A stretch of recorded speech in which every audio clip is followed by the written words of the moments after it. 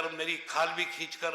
آپ اپنے پاؤں کا جوتا بنا لیں تو وہ حق ادا نہیں ہوگا۔ تو مجھے یہ عرض کرنا ہے کہ اساتذہ دارالعلوم میں ایک اہم نام حضرت اقدس مولانا محمد احمد صاحب نور اللہ مرقدہ کا بھی ہے۔ حضرت مولانا خلیل احمد صاحب کی شاگردی شاہ صاحب کی میری نظر سے نہیں گزری۔ مجھے ابھی برادر محترم مولانا محمد سفیان قاسمی محتمیم صاحب نے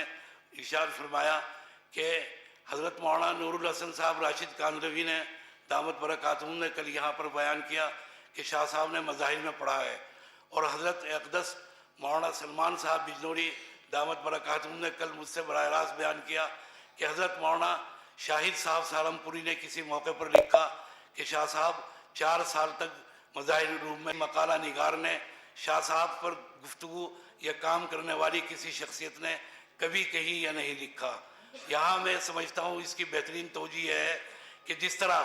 موجودہ دور کے اندر واٹس ایپ پر اور دوسرے تمام میڈیا کے اوپر شاہ صاحب کی تصاویر وائرل ہیں، وہ ایک بھی تصویر ایسی نہیں ہے کہ جو شاہ صاحب کی حقیقی تصویر ہو۔ یہ تمام تصویریں والد صاحب کی حیات میں آ چکی تھی سامنے، اور ان کی تصدیق کے لیے اس وقت کے محتمم دارالعلوم حضرت مولانا مرغوب الرحمان صاحب بجنوری نور اللہ مرقدہ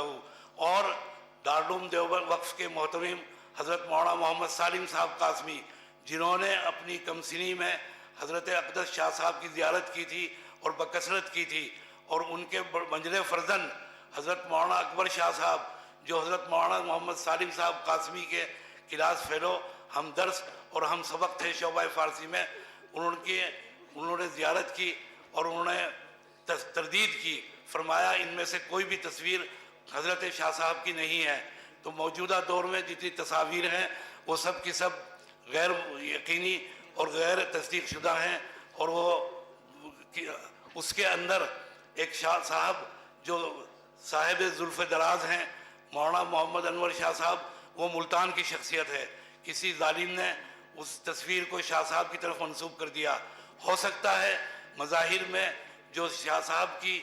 تعلیم علمی کا دور بیان کیا جا رہا ہے وہ کوئی محمد انور شاہ مقامی فرد ہوں، مقامی تلمیذ ہوں، مقامی شاگرد ہوں، مقامی طالب علم ہوں۔ شاہ صاحب کی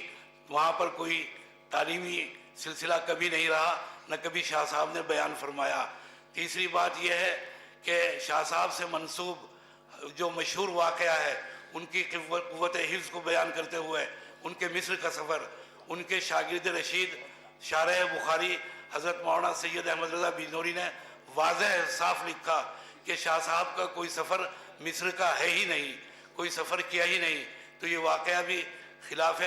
واقعہ ہے اور اس کے اندر بھی کوئی حقیقت نہیں ہے۔ ان تمام چیزوں کی وضاحت ضروری تھی اس موقع کی مناسبت سے، اور اس کو غنیمت جانتے ہوئے میں تمام حضرات کا شکریہ ادا کرتا ہوں جن حضرات نے یہاں پر مقالہ نگار تشریف لائے اور انہوں نے شرکت فرمائی، اور